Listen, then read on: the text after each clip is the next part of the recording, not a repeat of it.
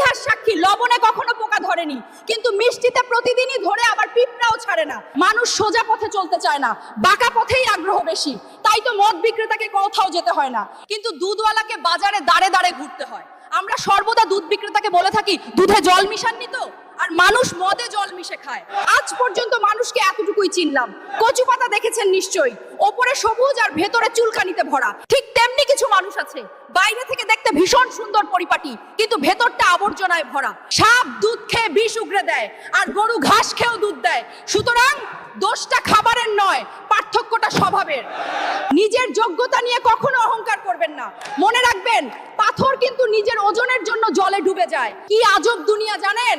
যার চোখে ঘুম আসে তার কাছে ভালো বিছানা নেই, আর যার কাছে ভালো বিছানা আছে তার চোখে ঘুম নেই। যার মনে দয়া আছে তার কাছে দেওয়ার মতো কিচ্ছু নেই, আর যার কাছে দেওয়ার অনেক কিছু আছে তার দেওয়ার মতো মনটাই নেই।